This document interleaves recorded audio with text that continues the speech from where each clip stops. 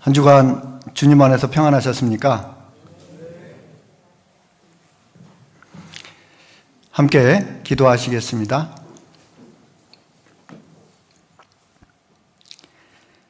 저희를 사랑하셔서 죄악 가운데서 구원하시고 하나님의 거룩한 자녀 삼아 주시고 영원한 천국에 들어갈 수 있는 복된 소망을 허락하신 것 참으로 감사를 드립니다.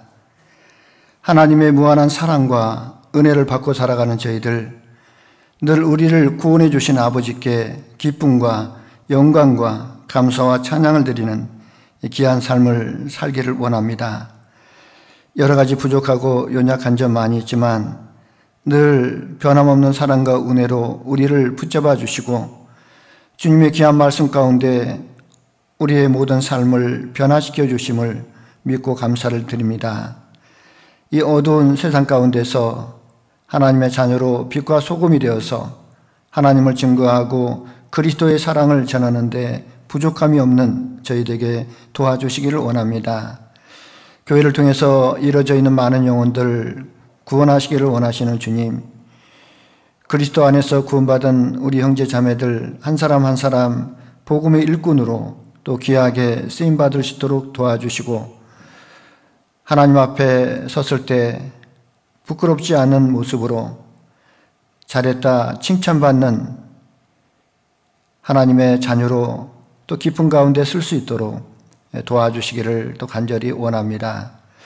코로나로 인해서 여러 가지 많은 어려움 가운데 있습니다. 특히 교회적으로도 함께 모일 수 없는 또 많은 제약들이 있습니다. 그럴지라도 주님께서 우리와 함께 하심을 믿습니다. 우리들의 믿음을 굳건히 잡아주시고 어려운 상황 속에서도 늘 주님을 의지하며 또 하나님의 영광만을 위해 살아갈 수 있도록 늘 힘을 잃지 않도록 도와주시기를 또 간절히 원합니다. 오늘 주일을 맞아서 주님의 말씀을 사모하는 가운데 저희들 한자리에 함께하고 있습니다.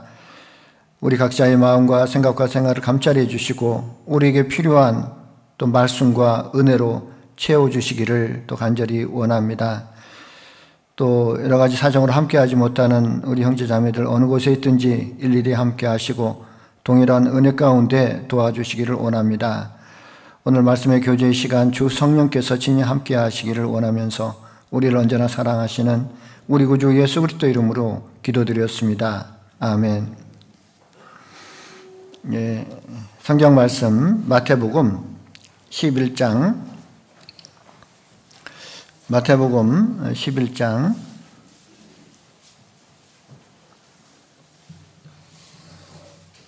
28절부터 30절까지입니다.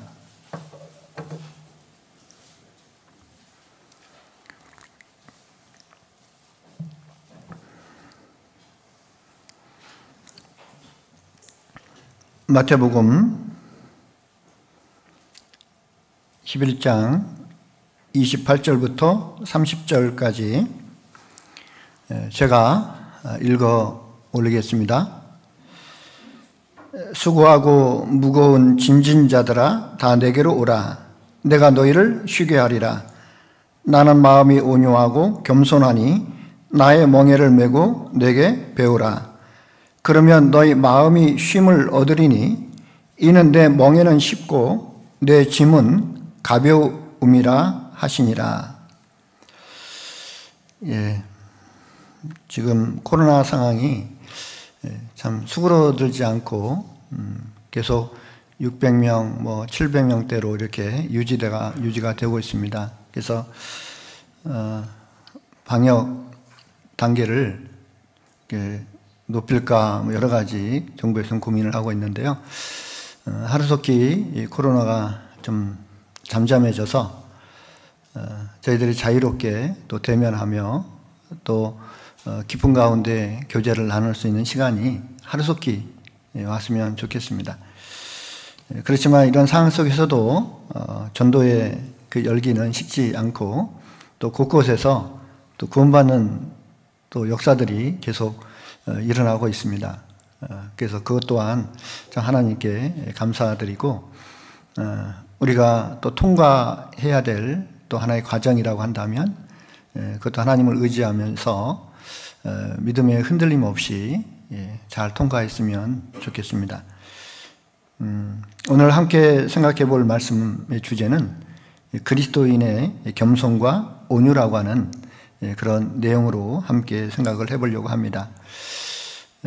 그런데 이렇게 말씀을 준비하다 보니까요, 그리스도인의 겸손과 온유라고 하는 그 전반적인 내용에 대해서 이렇게 말씀을 드리는 것이 아닐 것 같은 생각이 들고요. 예수님께서 말씀하신 수고하고 무거운 짐진 자들아 다 내게로 오라 내가 너희를 쉬게 하리라. 이 쉬게 한다라고 하는 것, 쉰다라고 하는 것은 안식과 관련되어 있습니다. 안식한다, 마음의 평안을 얻는다, 이제 이런 뜻입니다. 그래서 예수님께서 우리에게 영원한 안식과 영원한 평안, 또 평강뿐만 아니라 또 영혼의 쉼, 영혼의 쉼을 주시겠다라고 약속을 하셨습니다. 우리에게 안식을 주신 그 예수님의 그 겸손과 그 온유를 배워갈 때 우리가 또한 마음의 안식을 또 얻는다고 말씀을 하고 있습니다. 그래서 우리에게 안식을 주신 그 예수님은 참 하나님 앞에서 겸손과 온유의 마음을 갖고 계신 분이지 않습니까? 그래서 그 예수님을 배워갈 때 또한 우리의 마음도 쉼을 얻고 또 안식을 얻는다라고 하는 그런 내용을 가지고 함께 생각을 해보려고 합니다. 이 수고하고 무거운 짐진 자들아, 이 말씀은 참 유명한 말씀이고 또 수고하고 무거운 짐을 지고 살아가는 사람들에게 또 큰 위안이 되는 또 말씀이기도 합니다.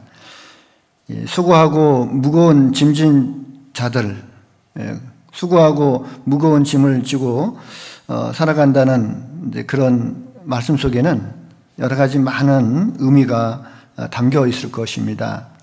어떤 마음을 가지고 이 말씀을 대하느냐에 따라서 또 이 말씀이 자신에게 또 다르게 느껴질 수 있다고 생각합니다.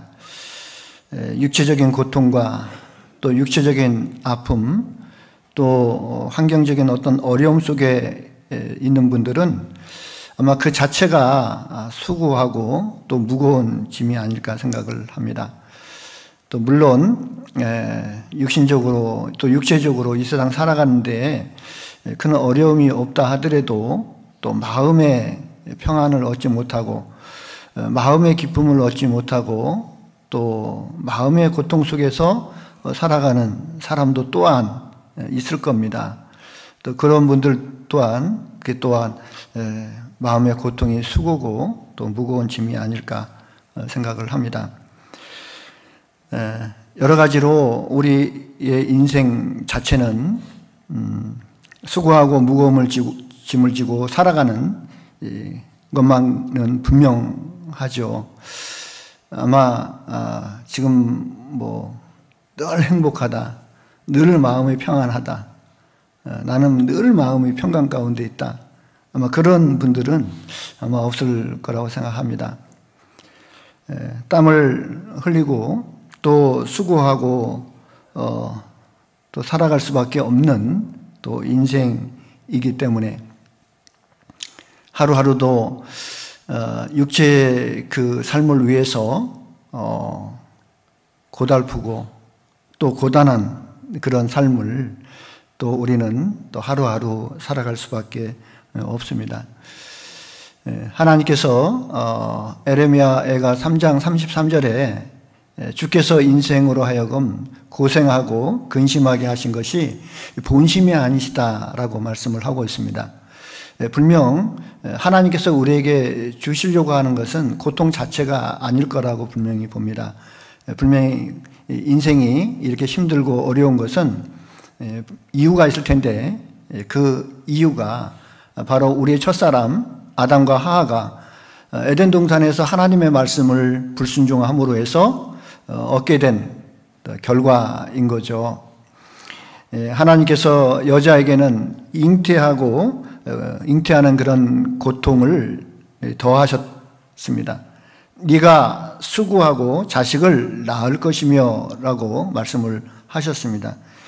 또 아담에게는 땅은 너로 인하여 저주를 받고 너는 종신토록 수고하여야 그 소산을 먹으리라 라고 말씀하셨죠. 그리고 내 얼굴에 땀이 흘려야 식물을 먹고 필경은 네가 흙으로 돌아가리라 라고 말씀을 하셨습니다. 여자에게나 남자에게나 수고라고 하는 공통된 또 어떤 징벌이죠. 그런 수고를 다 주셨습니다. 결국은 하나님의 말씀에 불순종한 결과로 육체적인 고통이 왔고 이 땅에는 가시와 엉겅퀴를 내게 되었지 않습니까? 그 자체는 고통만 겪고 끝나는 인생을 우리에게 주시려고 하는 것이 아니고 그 고통과 괴로움과 어려움 삶 속에서 참된 행복, 참된 기쁨을 찾기를 원하시는 하나님의 마음이기도 하죠. 우리가 예수님을 통해서 구원을 받을 때 그 모든 것들이 다 끝나고 이제 마음의 힘을 또 얻게 되는 것이죠. 예수님께서 수고하고 무거운 짐진 자들아 다 내게로 오라 내가 너희를 쉬게 하리라 라고 하셨는데 이것이 과연 육체적인 그런 고통, 육체적인 괴로움, 육체적인 어떤 수고만을 그치게 해주겠다 그런 의미는 아닐 겁니다. 그냥 아무 일도 하지 않고 편안하게 쉬게 해주겠다라고 하는 그런 의미는 아니죠. 마음의 평안, 마음의 기쁨, 마음의 안식 그것을 우리에게 주시기를 원하십니다. 사람들은 육신적으로 아무런 어려움이 없고 또 육신적으로 풍요로운 어떤 부족함이 없는 삶을 살아간다 하더라도 마음이 괴로운 사람이 또 있죠. 마음이 늘 불안하고 두렵고 또 마음의 고통 속에서 살아가는 사람들이 있습니다. 그래서 사람들은 살아가면서 그래도 마음이 편해야 최고지. 마음 편한 게 최고야. 근데 이것저것 다 겪어보니까 결국은 마음이 편한 게 최고야. 그렇게 다 인정하시죠? 그래서 성경 말씀에 잠언에 보면은 육선이 집에 가득하고 다투는 것보다 마른 떡 한 조각만 있고도 화목한 것이 더 낫다라고 말씀을 하고 있습니다. 비록 물질적인 그런 풍요와 넉넉함은 갖고 있지 않지만 이 화목한 마음, 그 사랑의 마음을 가지고 살아가면 그 자체가 결국은 행복이 아닐까 생각합니다. 예수님께서는 수고하고 무거운 짐진 자들아 다 내게로 오라고 말씀하셨는데 과연 그 수고하고 무거운 짐진 자들은 어떤 자일까요? 예수님께서 누구를 대상으로 해서 이렇게 말씀을 하셨을까요? 그때 당시에 이 말씀을 받고 있는 이스라엘 백성들, 그 이스라엘 백성들은 율법을 열심히 지키며 살아갔던 민족이죠. 그래서 율법을 하나님께 받고 또 그 율법을 지키고 살아가는 그 자체를 굉장히 자랑스럽게 여기고 또 아주 자부심을 느끼며 살아갔습니다. 그리고 그것이 너무 강하다 보니까 하나님도 알지 못하고 율법을 지키지 않는 이방인들을 무시하고 교조주의에 빠졌죠. 자신들만 우월하고 다른 모든 것들은 다 천히 여기는 이제 그런 이제 잘못된 또 마음을 또 갖게 됐습니다. 그 율법을 지키며 살아가는 것을 자랑스럽게 여겼던 그 이스라엘 백성들은 또 한편으로 봤을 때는 그 율법 자체가 또 그들에게는 또 하나의 큰 짐이었습니다. 율법을 지키며 살아가는 것이 쉬운 일은 아니잖아요. 굉장히 어려운 일입니다.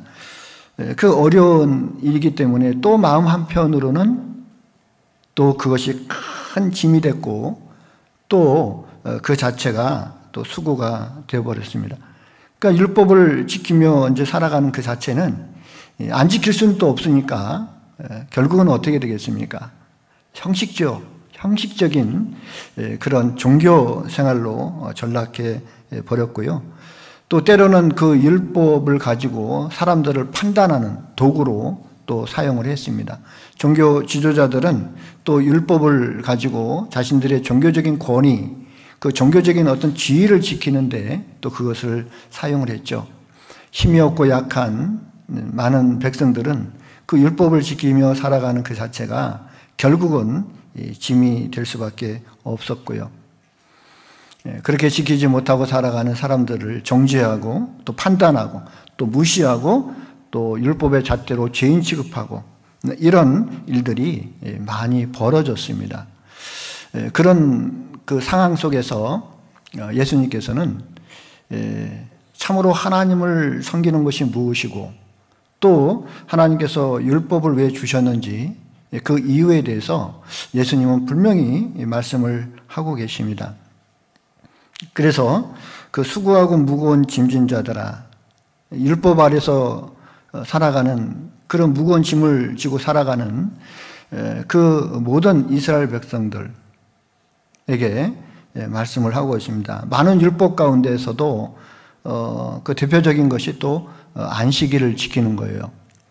이스라엘 백성들에게 가장 중요한 그 일이 있다면 그것은 안식일을 지키는 겁니다. 율법을 10,000가지로 기록했다고 그랬지 않습니까? 그리고 또 그것을 간추리면 613가지로 간추릴 수 있고 그것을 또 함축하면 10계명, 10가지 계명으로 이렇게 함축할 수가 있습니다. 그 중에서 이제 대표적인 것이 안식일이라고 말씀을 드릴 수 있습니다. 이 안식이 왜 이렇게 중요한가? 우리 구원받은 그리스도인들도요, 이 안식에 대한 개념을 분명히 알아야만 우리가 신앙생활 하는데 많이 도움이 됩니다. 이 안식은 하나님의 창조의 목적과 관련되어 있습니다. 창조의 목적과 이 안식은 절대적인 밀접한 관계를 갖고 있어요. 왜냐하면 하나님께서는 왜 이 우주 만물을 창조하셨냐면 바로 자신의 형상을 닮은 그 사람과 사랑의 관계를 맺고 영원히 기쁨을 누리고 쉬기를 원하셨습니다. 그것이 창조의 목적이에요. 하나님이 사람을 만드시고 참 보기 좋았다고 그랬잖아요. 그리고 제7일 날 쉬셨다고 되어 있어요. 6일까지는 하나님이 창조하시고 이제 사람을 만드시고 이제 너무 좋은 거예요. 이제 뭐만 남았습니까? 이제 어떤 일만 남았습니까? 하나님과 인간이 함께 사랑을 나누며 기쁨을 함께 나누는 그런 일만 있는 거예요. 그것이 바로 제7일이죠. 그러니까 제7일을 위해서 6일 동안의 시간이 필요했던 거죠. 제7일이 없으면 그동안 이 모든 것을 창조한 의미가 없는 거예요. 그래서 7일 날 안식하셨다고 되어 있어요.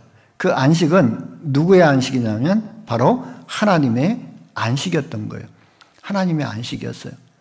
근데 그 안식을 누가 깼습니까? 바로 아담과 하와가 하나님의 말씀에 불순종함으로 죄를 받아들이고 죄 가운데 타락했기 때문에 하나님의 안식이 깨져버렸어요. 창세기 한번 보겠습니다.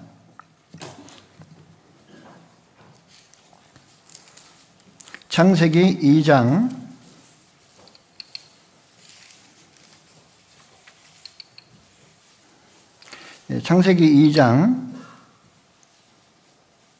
1절부터 창세기 2장 1절부터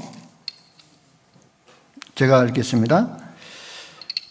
천지와 만물이 다 이루니라. 하나님의 지으시던 일이 일곱째 날이 이를 때에 마치니 그 지으시던 일이 다함으로 일곱째 날에 안식하시니라. 하나님이 일곱째 날을 복주사 거룩하게 하셨으니 이는 하나님이 그 창조하시며 만드시던 모든 일을 마치시고 이날에 안식하셨습니다라. 하나님께서 제7을 특별히 구별해서 복을 주셨습니다. 이 날은 안식이라고 했습니다. 안식하시니라. 하나님이 안식하신 거예요. 하나님의 안식입니다. 그 하나님의 안식을 누가 깼느냐면 바로 아담과 하와가 마귀 말을 듣고 범죄함으로 인해서 그 안식이 깨졌죠. 자, 하나님과의 사랑의 관계가 끊어지고 사단 마귀의 권세 아래서 신음하고 그리고 극기하는 심판받고 지옥 갈 그런 운명을 바라보고 있는 하나님의 마음은 편할 리가 없습니다. 마치 이와 같은 거예요. 가족이 이제 나를 잡아가지고 소풍을 갔습니다. 얼마나 기쁘겠어요. 가족들이 오래간만에 야외에서 그 기쁨, 즐거움을 나눌 수 있는 그 시간을 이제 정하고 소풍을 갔습니다. 갔는데 이 아이들이 물놀이를 하다가 물에 빠졌어요. 막 허부적 거리면서 살려달라고 막 손을 내밀고 그러는 겁니다. 근데 그동안 막 기쁜 마음이 있었고 막 행복하고 했었는데 아이가 물에 빠져서 죽어가는 걸 보면은 부모는 마음이 어떻겠습니까? 그동안의 모든 기쁨, 즐거움 다 깨져버리는 거예요.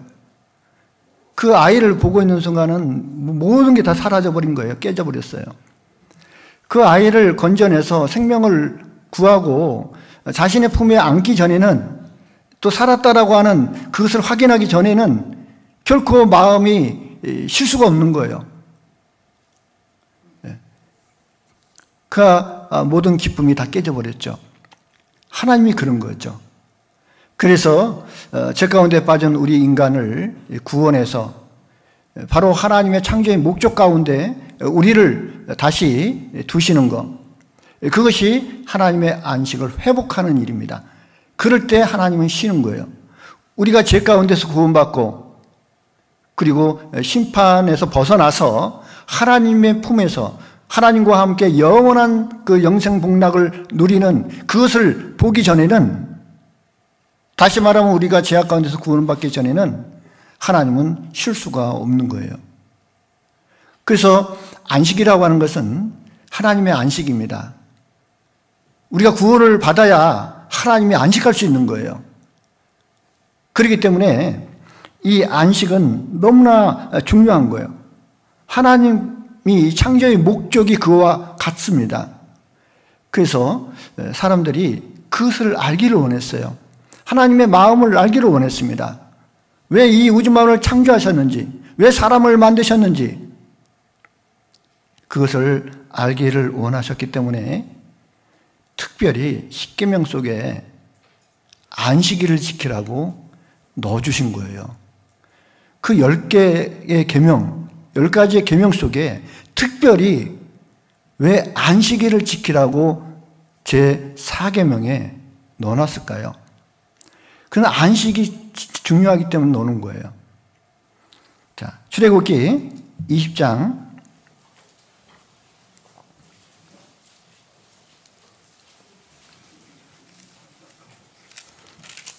출애굽기 20장 8절입니다. 출애굽기 20장 8절부터 제가 읽겠습니다. 안식일을 기억하여 거룩히 지키라. 안식일을 기억하여 거룩히 지키라. 이 기억하라. 반드시 기억해야만 된다라고 하는 겁니다. 왜 안식일을 지키라고 할까요? 이건 기억해야 될 일이 있기 때문에 안식일을 지키라고 한 것이죠. 날짜 자체만을 지키는 것이 아니고 그 속에 담겨 있는 하나님의 뜻을 기억하라고 하는 것입니다. 엿새 동안은 힘써 내 모든 일을 행할 것이나 제7일은 너의 하나님 여호와의 안식일인지, 이 안식일이 누구 거라고요? 너의 하나님 여호와의 안식일인지, 우리의 안식이 아니라 하나님의 안식입니다. 너나 내 아들이나 내 딸이나 내 남종이나 내 여종이나 내 육축이나 내 문 안에 유하는 객이라도 아무 일도 하지 말라. 이는 엿새 동안에 나 여호와가 하늘과 땅과 바다와 그 가운데 모든 것을 만들고 제7일에 쉬었습니다.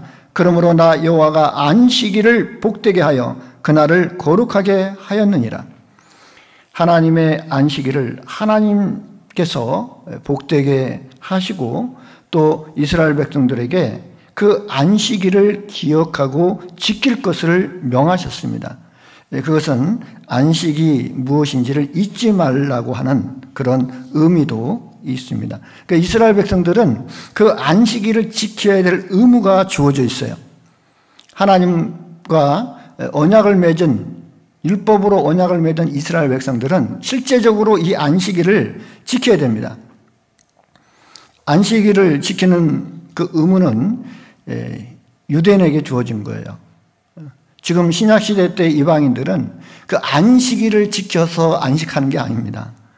안식일을 갖다 주신, 안식 자체를 우리에게 주신 그 예수님 안에서 그 믿음으로 우리가 안식을 누리게 되는 것이죠.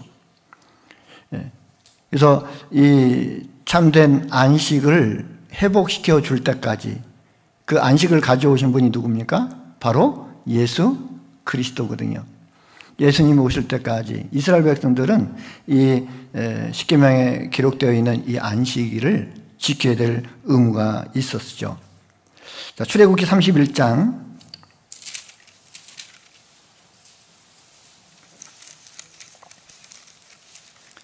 출애굽기 31장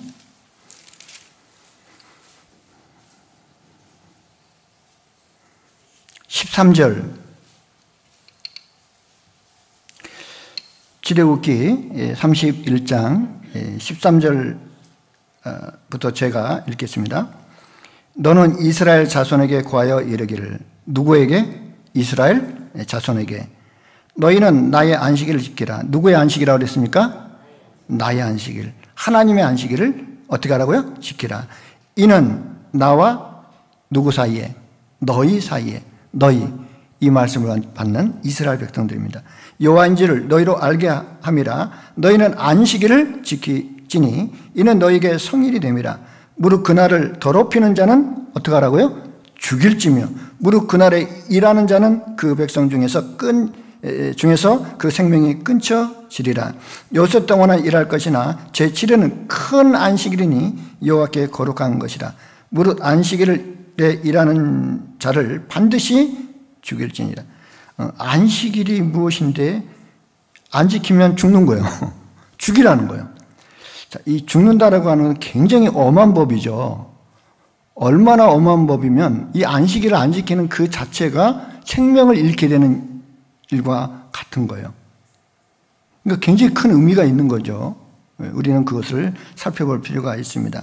그래서 16절에 이같이 이스라엘 자손이 안식일을 지켜, 누구라고 그랬습니까? 이스라엘 자손이 안식일을 지켜 그것으로 대대로 영원한 언약을 삼을 것이니 이는 나와 누구 사이에? 이스라엘 자손 사이에 영원한 표징이며 나 여호와가 엿새 동안에 천지를 창조하고 제7일에 쉬어 평안하였음이라 하라. 그 안식에 담겨 있는 의미를 이스라엘 백성들은 잊지 않고 그 중요성을 잃지 않고 자자손손 계속 그것을 지켜야 될 의무가 있었죠. 그 이유가 뭘까요? 하나님께서는 그 안식일 날 일하지 말라고. 이게 뭡니까? 우리를 위해서 그랬을까요? 6일 동안 열심히 일했으니까 너무 피곤하잖아. 너무 힘들잖아. 그러니까 제 7일은 쉬어. 그런 의미일까요? 아니에요. 쉬면서 뭘 해요? 뭘 하라고? 그냥 육신적인 이렇게 아무 생각 없이 그냥 쉬고만 있는 것이 과연 안식일을 지키는 걸까요? 아니죠. 쉬라고 한 이유가 있어요. 쉬면서 뭘 하라고? 바로 하나님께 집중하는 날입니다. 하나님과의 관계만을 중요시하는 그날이에요. 결국은 하나님은 우리와 함께 하기를 원해요. 우리와 사랑의 관계를 맺기를 원합니다. 우리와 그 교제를 나누기를 원하는 거예요. 그 시간이 바로 안식일이었던 거예요. 그래서 다른 어떤 것도 방해받지 않고 육신적인 일에 방해받지 않고 오로지 하나님께만 집중하도록 한 날이 바로 안식일입니다. 단순히 노동만 하지 말고 육체적인 어떤 일을 하지 말고 그냥 쉬어라라고 하는 의미가 아닌 거였어요. 그래서 불도 피우지 말라고. 출애굽기 35장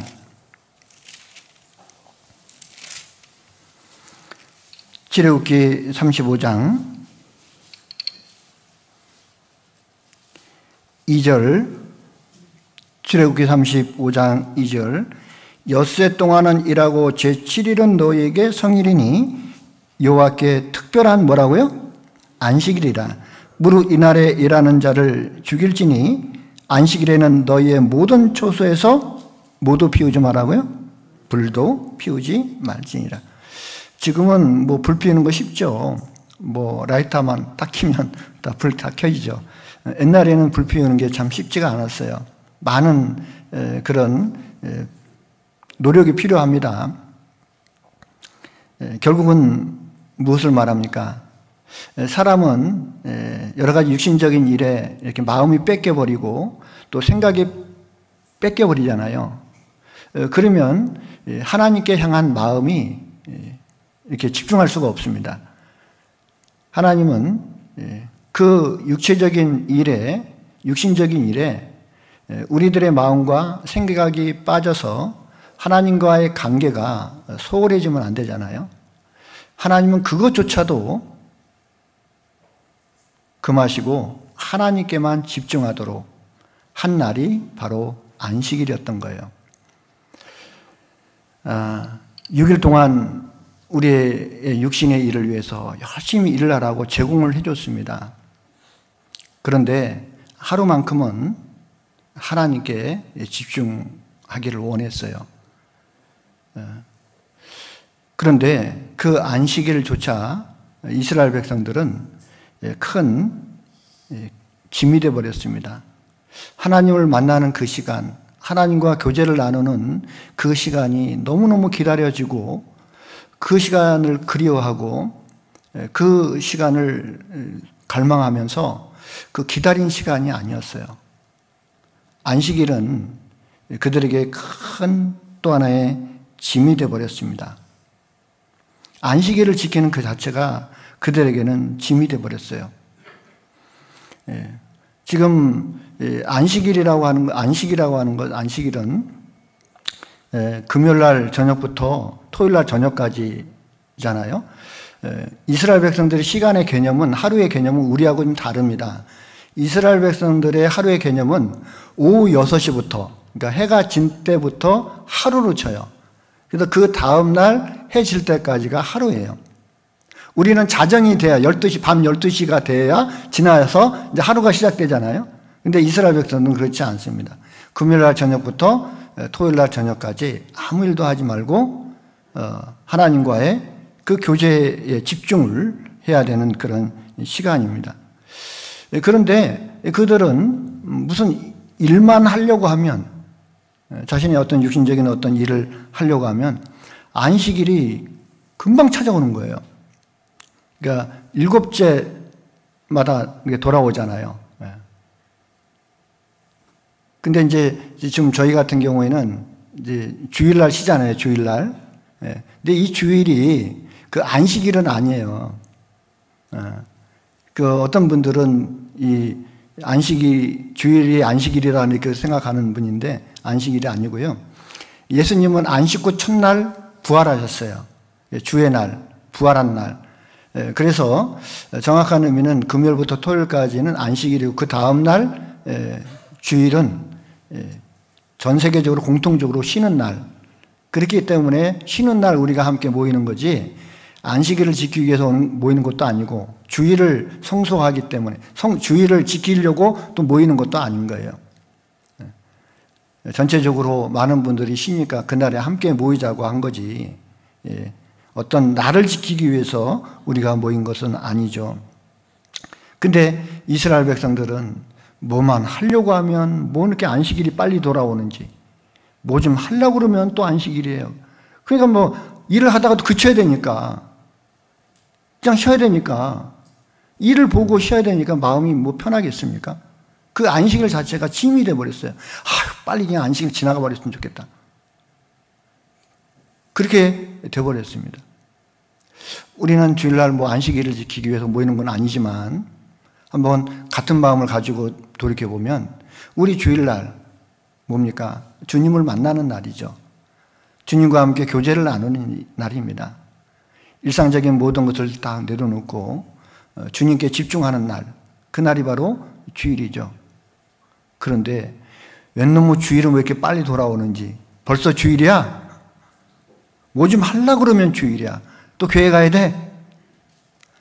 그날이 우리의 삶 속에서 기쁜 날이 아니라 또 하나의 짐이 되어버리는 그날, 그것을 바라보고 있는, 짐스럽게 여기고 있는 그 모습을 바라보고 있는 하나님의 마음이 어떨까요?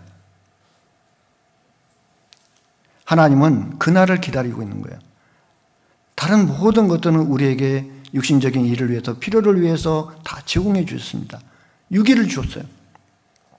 근데 그 7일은 나와 함께 하자고. 그래서 하나님은 이스라엘 백성들이 안식일 날 하나님께 나아오는 것을 기다렸고, 또 하나님과의 교제, 기쁨의 교제를 나누는 것을 기다렸습니다. 그런데 정작 이스라엘 백성들은 그 날이 짐이 되어버린 거예요. 한번 이렇게 생각해 볼게요. 뭐 이런 비유가 뭐 맞는지 모르겠지만은 그 사랑하는 남녀가 있었습니다. 근데 이 남자는 그 사랑하는 그 여인에게 자신의 모든 마음을 다 줬어요. 인생의 모든 것을 다 걸었습니다. 최고의 기쁨이었어요. 그래서 이 남자가 열심히 일하는 이유도 그 여인과 결혼하는 거, 그리고 행복한 날을 꿈꾸면서 데이트를 하는 거예요.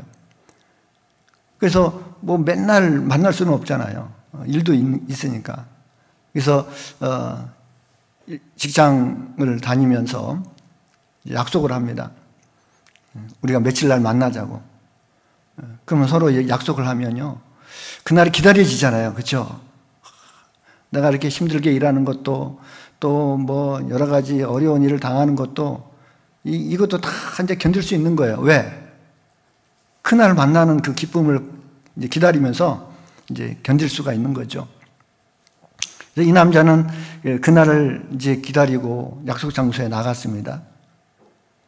나갔는데 안 나와 있는 거예요. 5분 지나고 10분 지났는데도 또 안 오는 거죠.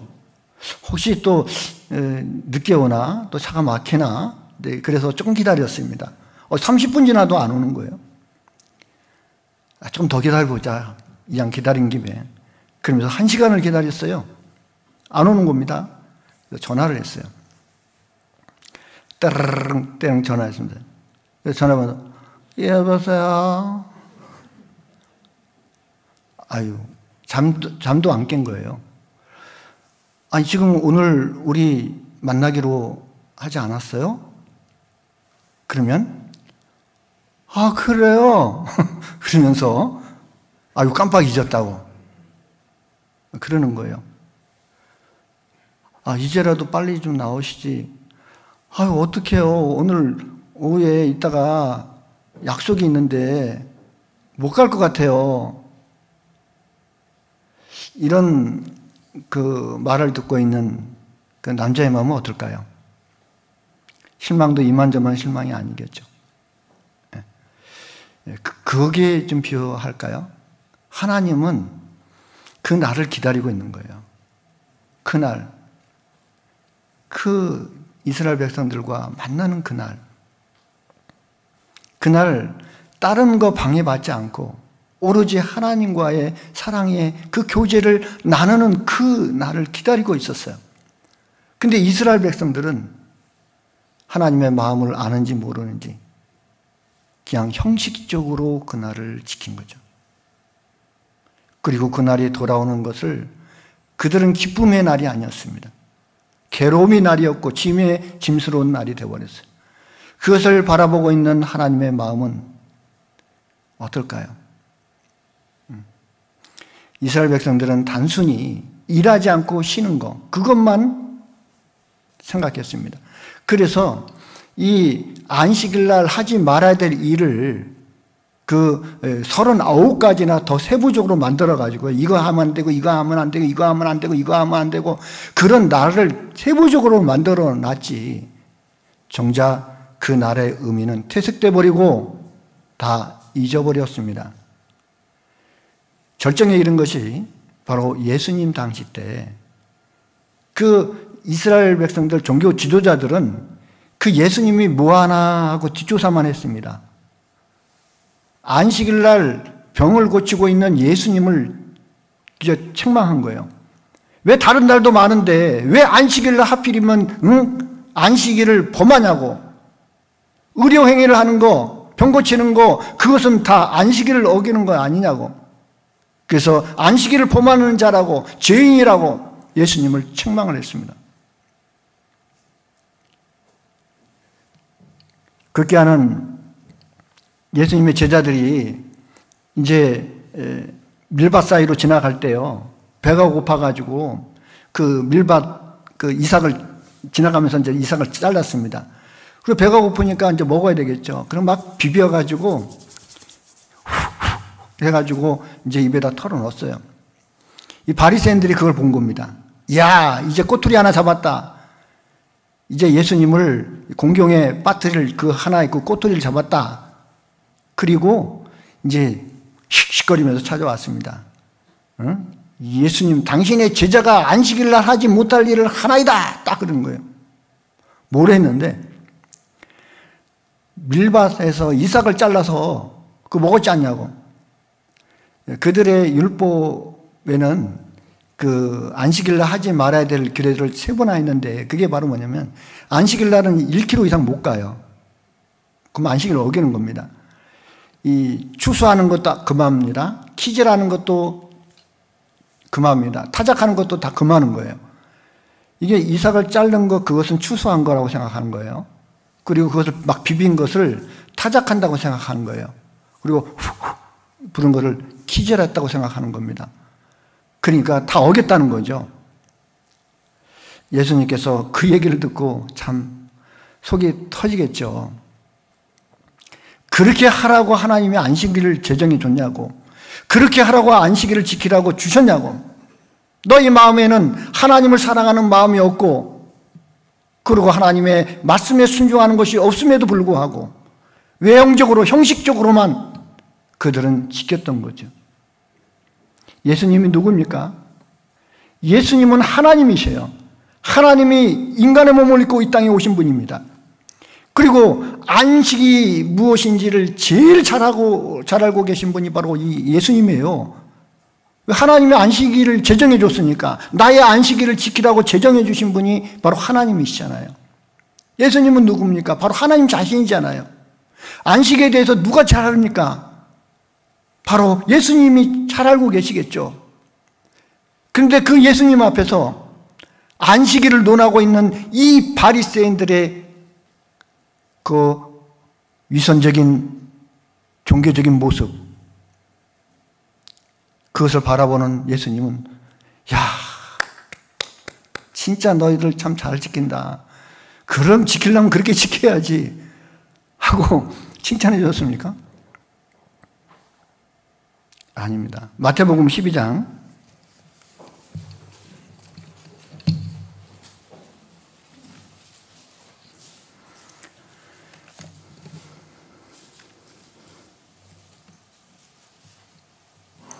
마태복음 12장 1절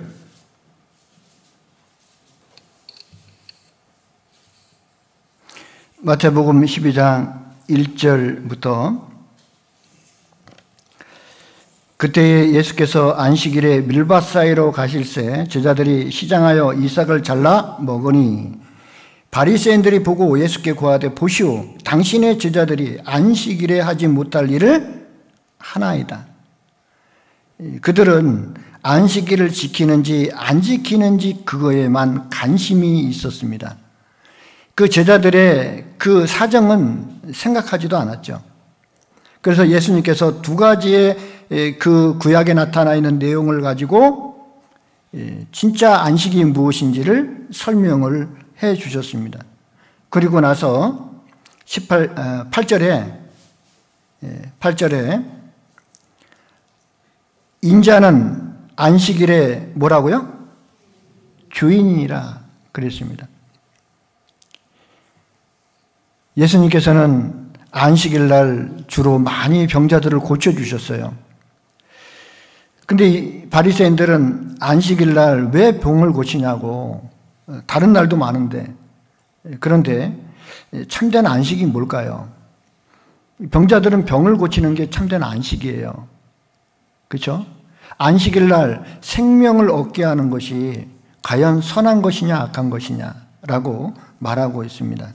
그래서 10절에 한편 손 마른 사람이 있는지라 사람들이 예수를 송사하여 물어가로되 안식일에 병 고치는 것이 옳으니까 예수께서 가라사대 너희 중에 어느 사람이 양 한 마리가 있어 안식일에 구덩이에 빠졌으면 붙잡아내지 않겠느냐. 사람이 양보다 얼마나 더 귀하냐. 그러므로 안식일에 선을 행하는 것이 옳으니라 하시고, 너희 중에 양 한 마리가 있다고 있는데 만약에 안식일 날 구덩이에 빠졌어요. 근데 안식일 날 일하면 안 되잖아요. 그러면 죽어가는 그 양을 바라보면 마음이 편하겠냐고. 양이 죽어가는 걸 보면서 안식일을 지킨다고 하고 있는 그 사람의 마음이 과연 안식이 있겠냐고요. 안식이 없죠. 안식일 자체를 지킨다고 해서 마음이 안식이 얻는 것이 아니죠. 추수 때 곡식을 다 추수하고 마당에 널어놨는데 비가 오는 거예요. 그럼 걷어들이면 안 되잖아요. 안식일 날 일하면 안 되니까. 그러면 그 비 맞는 그 곡식들, 또 비가 많이 와가지고 곡식이 떠내려가면 그걸 보고 있는 그 사람의 마음이 과연 마음이 안식하고 있냐고요.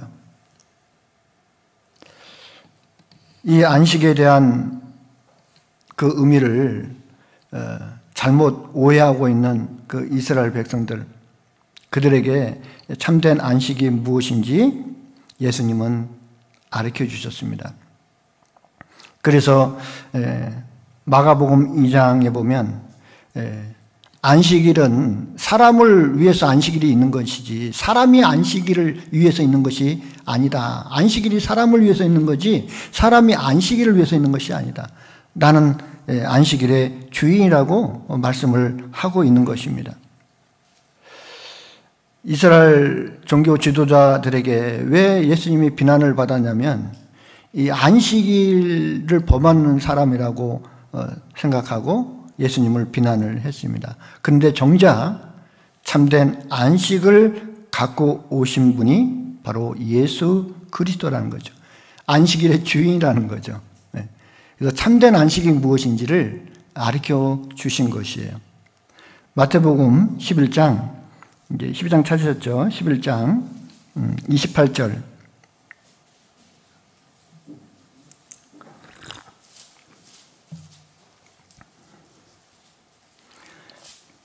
28절 수고하고 무거운 짐진 자들아 다 내게로 오라. 내가 너희를 어떻게 한다고요? 쉬게 하리라. 이 쉰다라고 하는 것은 안식해 해주겠다는 거죠. 그 안식을 잃어버린 것을 회복해 하고 그 안식을 줄 것을 말씀을 하고 있습니다. 수고하고 무거운 짐, 종교의 멍에를 지고 살아가는 그 종교의 짐을, 율법의 짐을 지고 살아가는 그 가운데서도 평강을 얻지 못했잖아요. 율법을 지킴으로 해서 안식이 주어지는 것이 아니라 예수님을 통해서 참된 안식을 얻게 되는 것입니다. 예수님께서는 그 율법을 통해서 얻지 못한 그런 참된 안식을 주시러 오신 분이라고 하는 것을 분명히 말씀을 하고 있습니다. 그 종교 지도자들의 눈에는 그 예수님께서는 그냥 안식일을 어기는 그런 사람으로만 비춰졌을지 몰라도 예수님은 참으로 하나님 자신이었고 하나님의 아들로서 우리의 영혼의 그 참된 안식을 주시러 오신 분이죠. 죄 때문에 안식이 이루어졌잖아요. 그 불순종 때문에 그 안식을 잃어버렸지 않습니까? 그렇다면 그 죄 문제를 해결해서 다시 처음 안식 그 의미를 다시 회복하고 하나님과 그 사랑의 관계를 회복하는 것, 그것이야말로 사람이 얻을 수 있는 최고의 안식입니다.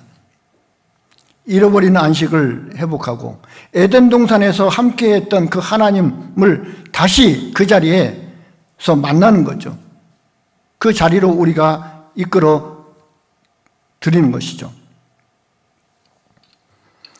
예수님은 죄 때문에 그 안식을 잃었기 때문에 그 죄 문제를 해결해 주심으로 우리에게 참된 안식을 주기를 원했습니다. 그래서 예수님이 십자가에서 죽으시고 부활하신 이후에 첫 번째 제자들에게 한 말이 무엇입니까? 너에게 평강이 있을지어다, 평강이 있을지어다, 평강이 있을지어다. 이제 두려워하지 말라고. 이제 심판의 두려움, 이제 죄에 대한 형벌에 대한 두려움, 지옥 갈 염려, 이런 모든 것들을 다 예수님은 다 끝내셨습니다. 예수님은 요한복음 14장 27절에 평강을 너희에게 끼치노니 곧 나의 평안을 너희에게 주노라. 내가 너희에게 주는 것은 세상이 주는 것 같이 아니하다. 너희는 마음에 근심도 하지 말고 두려워하지 말라고 그렇게 말씀하셨습니다. 그 말씀 그대로 십자가에서 죽으심으로 그 말씀을 이루셨습니다. 그리고 우리에게 참된 안식을 갖다 주셨어요. 마음의 힘을 주셨습니다. 우리가 죄 문제를 해결하기 전에는 결코 쉴 수가 없는 거예요. 인간의 근본적인 문제가 바로 뭐냐면 죄 문제거든요. 사람이 평강을 누리지 못하는 이유도 죄 때문에 그런 겁니다. 예수님은 우리에게 참된 안식을 주셨고 영원한 안식을 주셨습니다. 구원받을 때 우리는 그 안식일을 지키는 것이고 그 안식에 들어가는 거예요. 심판의 문제가 끝나지 않았다면 그 사람은 쉴 수가 없는 겁니다. 항상 두려운 겁니다. 여러분, 심판의 문제가 끝났습니까? 하나님 앞에 가서 심판받는 그 문제가 끝났습니까? 끝나야 됩니다. 그래야 지금 편히 쉴 수가 있는 거예요. 심판의 문제가 끝나지 않으면 항상 두렵습니다. 내가 하나님의 심판대 앞에 선다고 생각해 봐요. 얼마나 두렵겠냐고요. 그런 사람이 마음에 무슨 평강이 있습니까? 무슨 평안이 있습니까? 무슨 기쁨이 있습니까? 무슨 즐거움이 있겠습니까? 당장 죽으면 심판받고 지옥 갈 사람이 지금 무슨 마음에 기쁨이 있겠냐고요. 그 죄 문제가 해결됐을 때 우리는 마음에 힘을 얻는 거예요. 예수님께서 말씀하신 대로 수고하고 무거운 짐진 자들아 다 내게로 오라. 내게로 오면 너희를 쉬게 할 거라고. 이 약속은 이루어졌습니다. 오라고 하고 우리에게 힘을 주지 않으면 그것은 거짓말하는 거지 않습니까? 다 내게로 오라. 내게로 오면 내쫓지 않겠다는 거죠. 내게로 오면 너희 마음에 힘을 얻을 거라고. 우리 구원받을 때 어땠습니까? 마음에 이제는 짐을 내려놓는 거죠. 무거운 죄짐을 내려놓는 겁니다. 이제 마음의 평강이 왔습니다. 이제 하나님과 화목한 관계가 됐습니다. 나도 이제 하나님께 나아갈 수 있는 사람이 됐다고. 소망이 부끄럽게 아니하면 우리에게 주신 성령으로 말미암아 하나님의 사랑이 우리 마음에 부은 바가 됐다. 이제 하나님 앞에 가도 부끄럽지 않은 거예요. 이제 당당한 겁니다. 왜요? 예수님을 통해서 내 죄가 영원히 용서됐다는 사실을 이제 믿으니까. 담대한 겁니다. 그 사람이야말로 이제는 쉬는 거죠. 히브리서 4장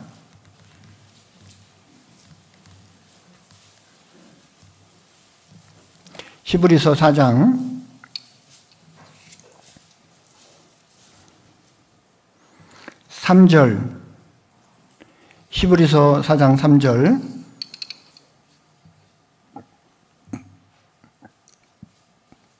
이미 믿는 우리들은 저 안식에 들어가는도다. 뭐라고 됐습니까? 이미 믿는 우리들은. 요 믿는다라고 하는 것은 바로 예수님께서 하신 일을 믿는 거예요. 예수님께서 우리의 모든 죄를 위해서 십자가에서 죽으심으로 심판을 끝내신 것, 그러므로 나는 이제 심판을 받지 않게 됐다는 것, 이 사실을 마음에 믿는 그 사람들은, 우리들은 저 안식에 들어갈 거라고 그랬습니까? 들어가는도다 그랬습니까? 예, 들어간 거예요. 이미 안식에 들어간 겁니다. 그리고 10절에 이미 그의 안식에 들어간 자는 하나님이 자기 일을 쉬심과 같이 자기 일을 쉬느니라. 우리 한 사람 한 사람이 구원을 받을 때 하나님께서는 안식할 수 있는 거예요. 그래서 하나님의 안식을 지키는 것은 우리가 구원을 받는 거예요. 그게 하나님의 안식을 지키는 겁니다. 그러지 않고서는 우리는 안식할 수가 없는 거죠. 자, 이 말씀은 이제 예수님 안에서 이루어졌습니까? 안 이루어졌습니까? 이루어졌어요. 예수님께서 하신 그 말씀도 이루어졌습니다.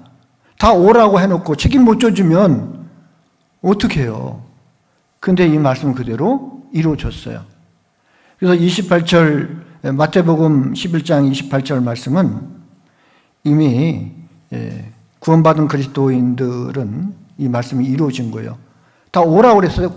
오라고 해서 갔잖아요. 예수님께 나갔지 않습니까?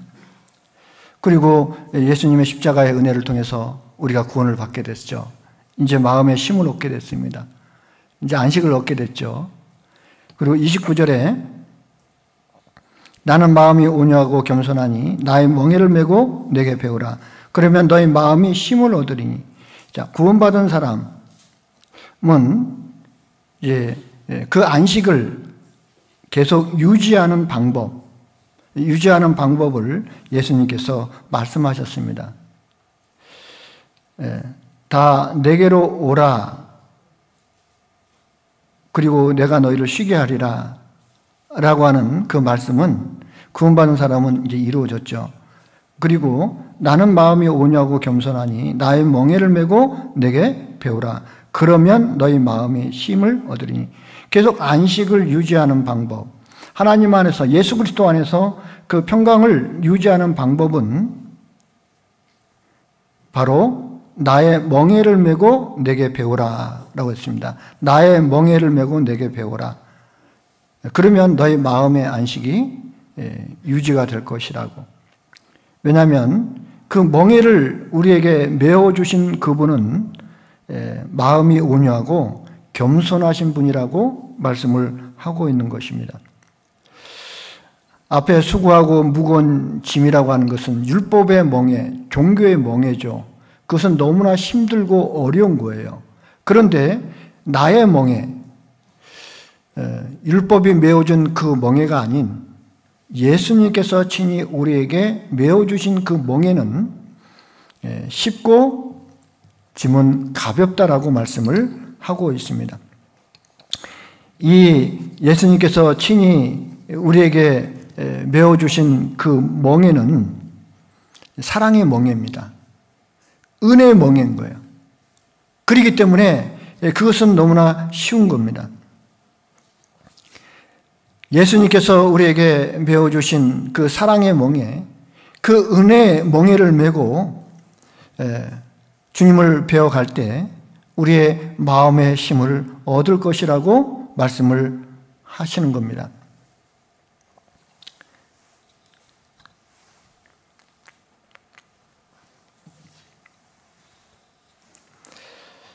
예수님께서 지어주신 그 사랑의 멍에가 쉬울까요? 그 종교의 멍에, 율법의 멍에가 더 쉬울까요? 어떤 것이 더 쉬울까요? 율법은 하라고만 하고 도와주지는 않습니다. 근데 사랑의 멍에는요, 우리에게 지어줄 뿐만 아니라 함께 지고 있는 거예요. 예수님이 우리와 함께 지고 가는 거예요. 그렇기 때문에 쉬운 겁니다.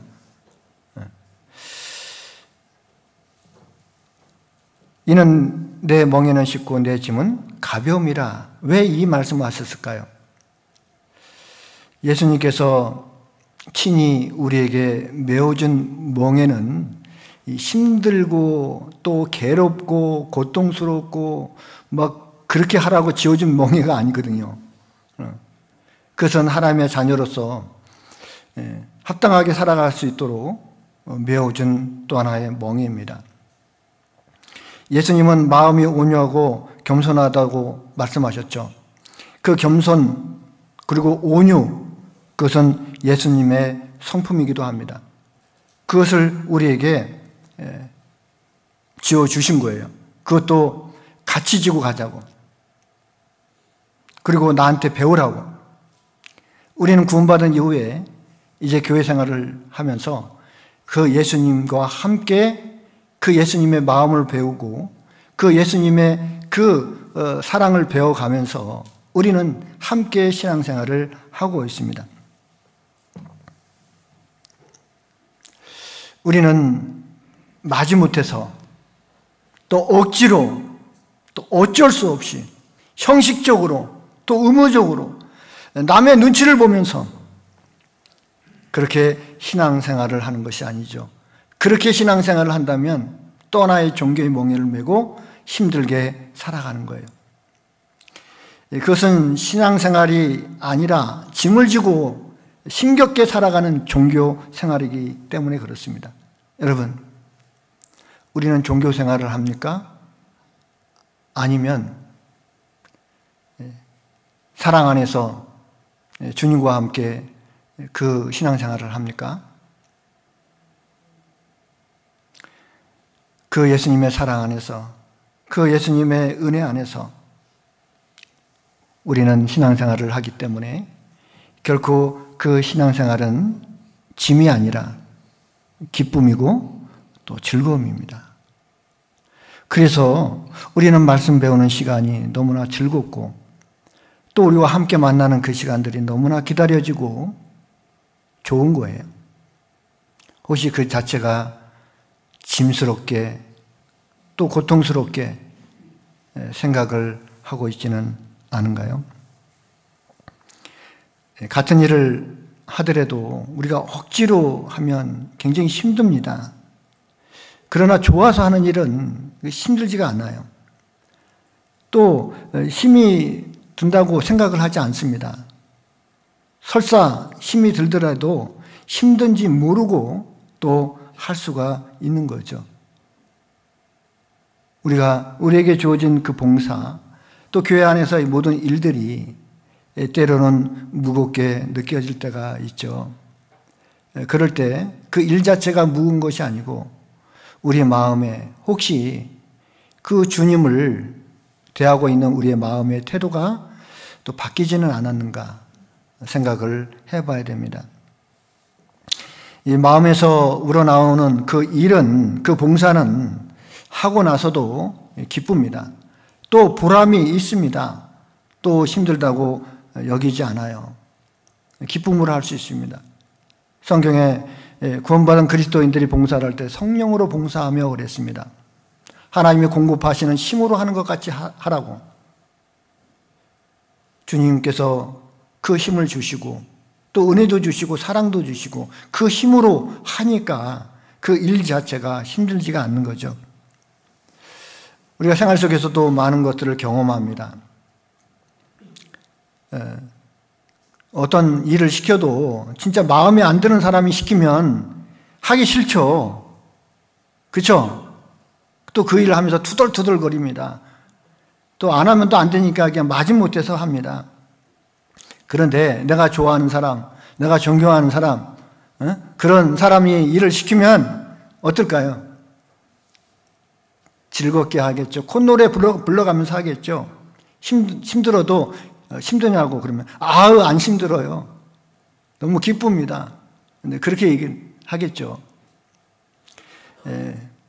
우리가 주님을 대하는 마음의 태도, 또 신앙생활하는 마음의 태도, 이것을 참으로 주님께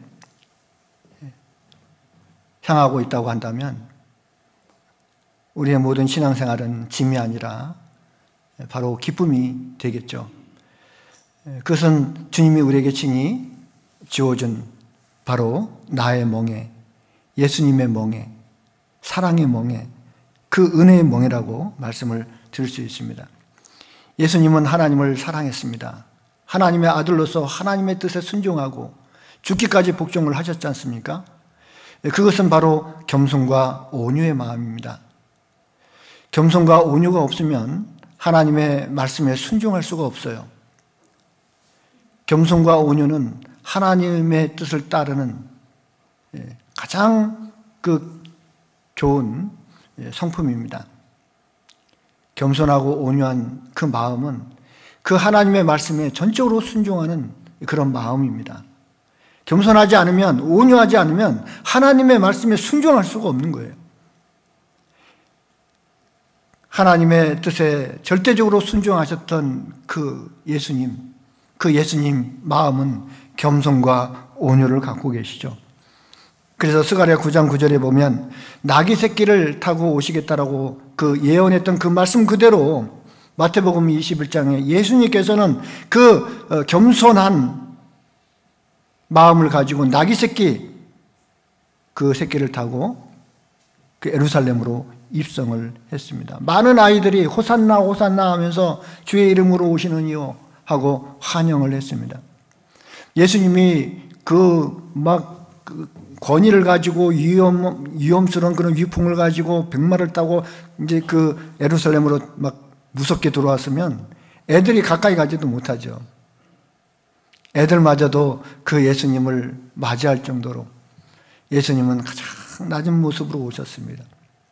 그래서 우리가 그 주님을 가까이 할 수가 있는 거겠죠.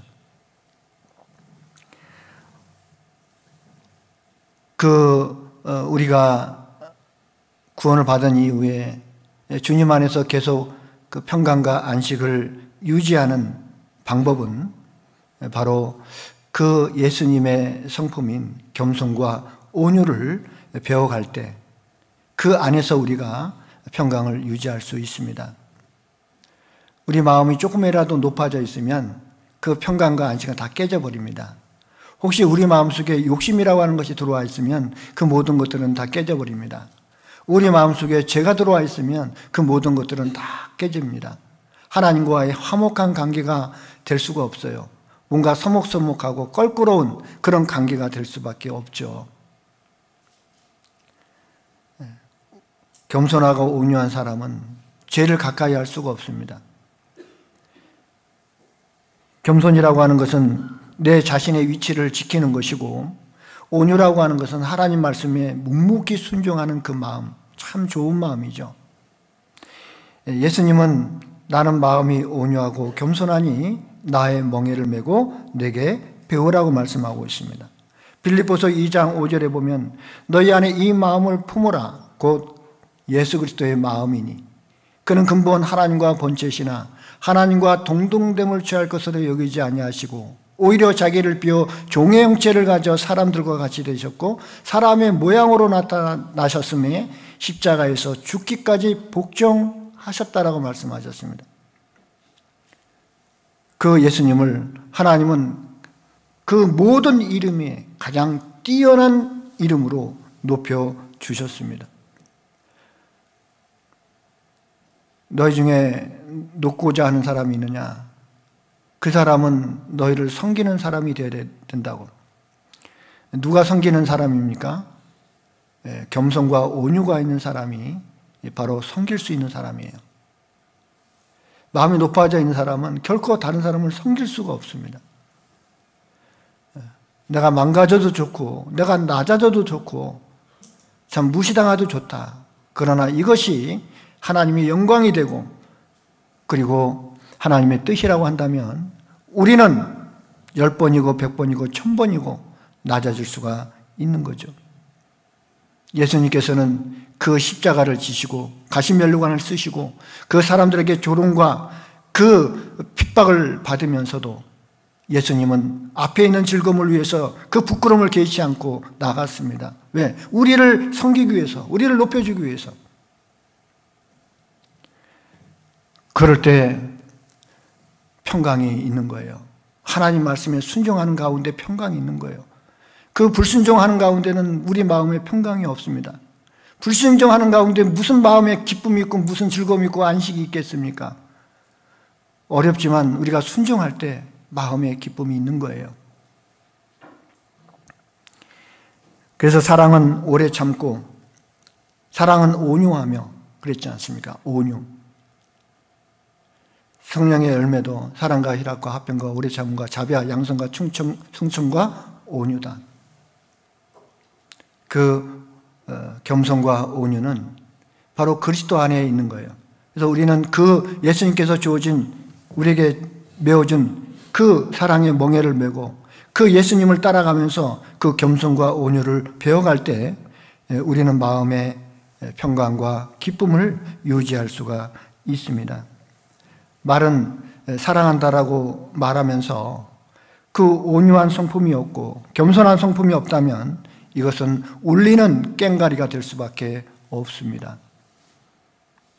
하나님을 사랑한다고 말을 한다면 우리의 생활 속에서 그 온유한 성품, 겸손한 성품이 실제적으로 나타나야 되겠죠.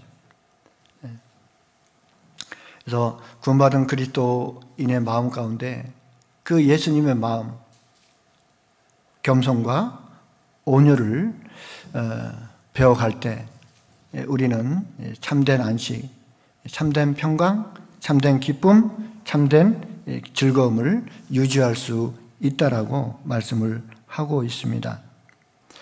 오늘 그리스도인의 그 겸손과 온유라고 하는 그런 내용을 가지고 함께 생각해 봤습니다. 기도하겠습니다.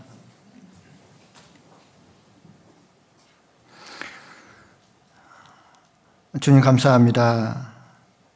우리를 구원해 주시고 하나님의 거룩한 자녀 삼아 주시고 지금도 주님 안에서 함께 기쁨과 또 평강과 안식을 누릴 수 있도록 도와주신 것 참으로 감사를 드립니다.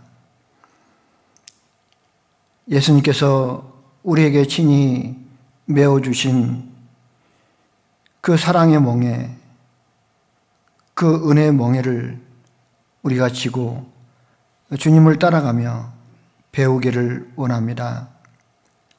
하나님께서 우리에게 주시고자 하시는 그 참된 안식을 누리며 살아갈 수 있도록 도와주시고 행여나 이 기쁨이 깨지지 않도록, 이 안식이 깨지지 않도록 우리의 마음을 지켜주시고 또 인도해 주시기를 또 간절히 원합니다. 우리에게 맡겨주신 그 귀한 복음을 전하는 일을 위해서 저희들이 함께 수고하고 또 협력하고 기도할 수 있도록 도와주셔서 교회를 통해서 하나님의 나라가 더 확장되고 많은 생명으로 넘쳐날 수 있도록 하나님께서 역사하시기를 또 간절히 원합니다. 우리를 언제나 사랑하시는 우리 구주 예수 그리스도 이름으로 기도드렸습니다. 아멘.